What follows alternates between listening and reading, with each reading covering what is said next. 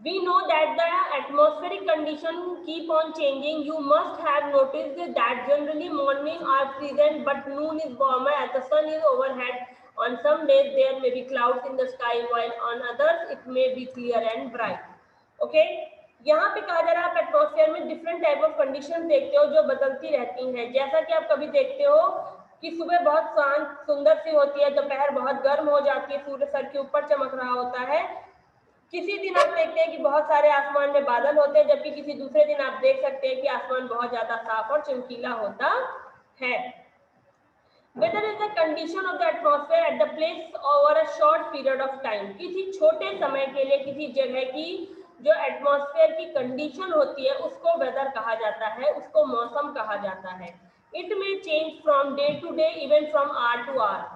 ये दिन प्रतिदिन और घंटे प्रति घंटे चेंज होती है। It affect our food habits, ये हमारे खाने की आदतों को बदलती है।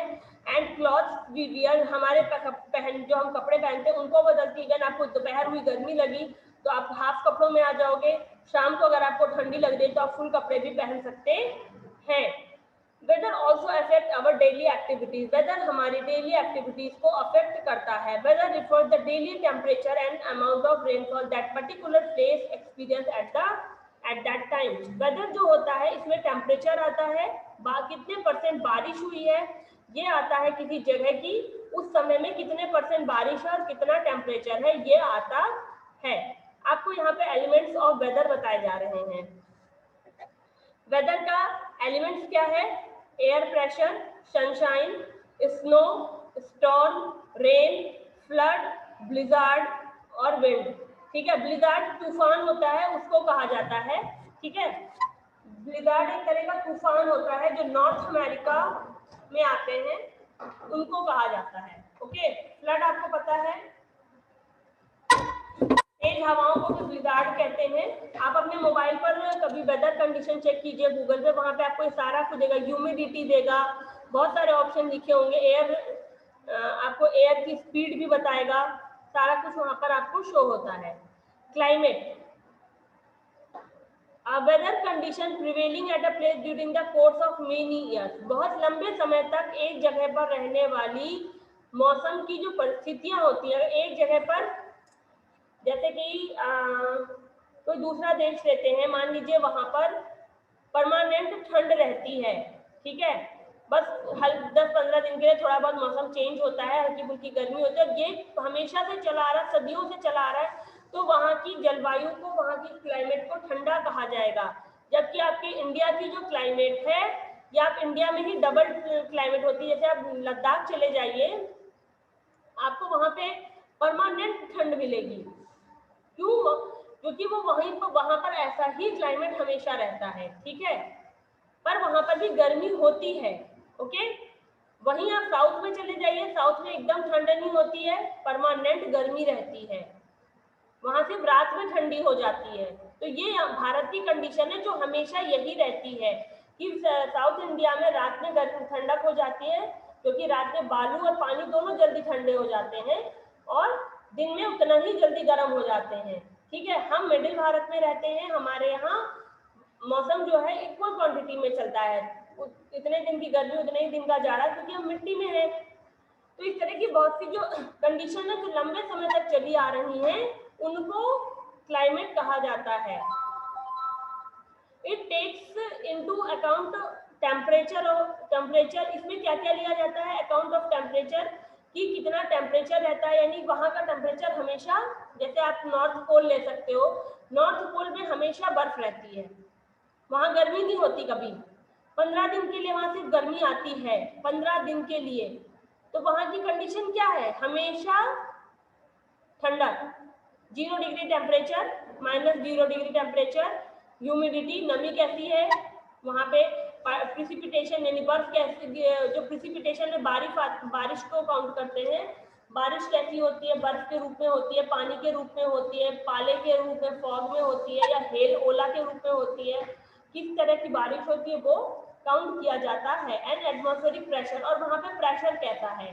कभी कभी आप कहते हैं ना बहुत उमस लग रही है, उलझन सी लग रही है, गर्मी लग रही है, तो वो आपका एटमॉस्फेयर में प्रेशर बढ़ने लगता है, जिस वजह से आपको उमस लगने लगती है। और वहीं पे जब हवा चल जाती है तो प्रेशर रिलीज हो जाता है और आपको उलझन होना बंद हो जाती है। The climate of Himalayan region is cooled. जो हिमालय के क्षेत्र है, जहाँ जैसे मैंने लद्दाख को लिया था, हिमालय नहीं है पर हाँ ठीक है वो कोल्ड है। Different place in the world have different type of climate. Himalayan region जो है उनकी क्लाइमेट क्या है, हमेशा कोल्ड रहती है, वहाँ हमेशा temperature 12 degree 13 degree 10 degree 9 degree इतना ही जाता है और ठंडक होती है तो -40 डिग्री 45 डिग्री तक चला जाता है और हर साल यही होता है। तो वहाँ की क्लाइमेट कैसी कही जाएगी, ठंडी कही जाएगी। जबकि नॉर्दर्न इंडिया में जहाँ पर आप रहते हैं, उत्तर प्रदेश, पंजाब, बिहार, हरियाणा, कोलकाता, उड़ीसा, इन सब जगहों में क्या है, टेम्परेचर दिन का हमेशा गर्मियों में 40 डिग्री 45 डिग्री तक जाता है। जाड़े का टेम्परेचर हमेशा 9 degree 12 degree 15 degree 60 degree 8 degree तक 3 डिग्री तक चला जाता है। ठीक है, बारिश एट अमाउंट होती है। तो ये यहाँ की क्लाइमेटिक कंडीशन है। जबकि वर्ल्ड की हर वर्ल्ड मतलब जो हमारी दुनिया है उसमें हर जगह की अलग अलग क्लाइमेट होती है। The climate of a place is determined by various factor. और क्लाइमेट को different type of factors effect करते हैं, यानी कि अलग अलग तरह की चीजों की वजह से क्लाइमेट बनता है, क्लाइमेट इफेक्ट होता है। A meteorologist is a person who studies the weather and the person who studies the climate is known as climatologist। आपसे यहाँ पे कहा जा रहा है जो पर्सन वेदर को पढ़ता है, वेदर को बताता है, टीवी पे न्यूज आती है तो मौसम वाले आते हैं ना बताने, ठीक है, जो मौसम के बारे में आपको जानकारी देते हैं उनको, या जो मौसम के बारे में पढ़ाई करके आपको बताते हैं कि आज ऐसा मौसम होगा। शाम को अधिकतर न्यूज आती है ना, आज का मौसम बताते हैं और आने वाले कल का मौसम आपको वो बता देते हैं। तो वो लोग जिन्होंने उनको मौसम बताया होता है, जो इस बात के बारे में पढ़ते हैं, सर्च करते हैं, उन्हें मीटेरोलॉजिस्ट कहा जाता है। ठीक है, एक लैब होती है जहां पर ये सारा कुछ चेक किया जाता है कि आज कैसा मौसम रहा पूरा दिन और कल कैसा मौसम रहेगा। आप कैसे अपने मोबाइल पर चेक कर लेते हो कि कल कैसा मौसम है? तो जो लोग इस चीज को अपडेट करवाते हैं वो मीटेरोलॉजिस्ट होते हैं, जो पता करते हैं कि कल कैसा मौसम रहेगा और आने वाले 10 दिन तक कैसा मौसम रहेगा, वो मीटेरोलॉजिस्ट होते हैं। जबकि जो क्लाइमेट के बारे में पढ़ते हैं उन्हें क्लाइमेटोलॉजिस्ट कहा जाता है। यानी कि जैसे यानी भारत में अब धीरे धीरे क्या हो रहा है, देख रहे हो ना, ठंड बहुत ज्यादा नहीं पड़ती, फॉग नहीं होता है, ठीक है, बहुत लंबे समय तक ठंड, इतनी ठंड नहीं पड़ती कि लोग जैकेट मोटे कपड़े पहने। तो ऐसा क्यों हो रहा है? गर्मी भी अभी देखिए उतनी तेज नहीं होना शुरू हुई है जितना पहले होती थी। तो लोग इसके बारे में पढ़ते हैं कि ऐसा क्यों हो रहा है, क्या रीजन है, उसको क्लाइमेटोलॉजिस्ट कहा जाता है। इस बात को जरूर ध्यान दीजिएगा, क्वेश्चन पूछा जा सकता है, who was known as the meteorologist, who was known as the climatologist. जो लोग मेरी बातें सुन रहे हैं वो लोग कर पाएंगे और जो हंस रहे हैं वो कुछ नहीं कर पाएंगे। अगला अब आपको फैक्टर्स बताया जाएगा। Equator, distance from the equator, ये बहुत इंपॉर्टेंट चीज है, मैं आपको इजीली समझा रही हूँ, इसको सुनना। ये आपकी अर्थ थी,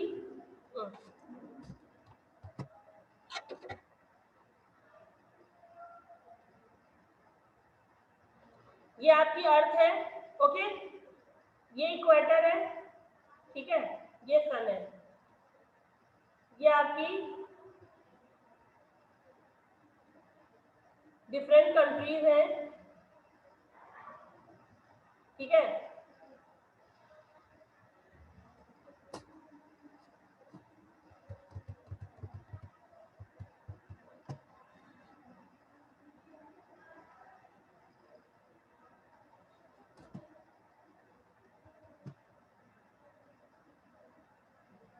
ठीक है, अदर पार्ट उधर पीछे जो भी होगा। अब ये सन है, ठीक है, जिस जगह की इक्वेटर से जितनी दूरी होगी वहां पर उतनी ठंडक होगी, क्योंकि सन की जो रेज होती हैं वो इक्वेटर पर सीधी पड़ती हैं। ठीक है, इस बात को ध्यान रखिएगा। इसीलिए साउथ इंडिया में ज्यादा गर्मी पड़ती है, साउथ इंडिया में ज्यादा गर्मी पड़ने का यही रीजन है कि वहां पर इक्वेटर जो है वो साउथ इंडिया से पास से होकर गुजरता है, ठीक है। और आपका जो नॉर्थ पोल है यहाँ ऊपर होता है नॉर्थ पोल और साउथ पोल, ठीक है। यहाँ पर इक्वेटर से दूरी देखिए कितनी ज्यादा है, ओके। इसलिए यहाँ पर सन की रेज जो है वो नहीं पहुंच पाती हैं, दैट इज वाई यहाँ पर जो क्लाइमेट है वो कोल्ड है। यहाँ का क्लाइमेट कैसा है, कोल्ड है। यहाँ पर इक्वेटर के ऊपर अफ्रीका आता है, ठीक है।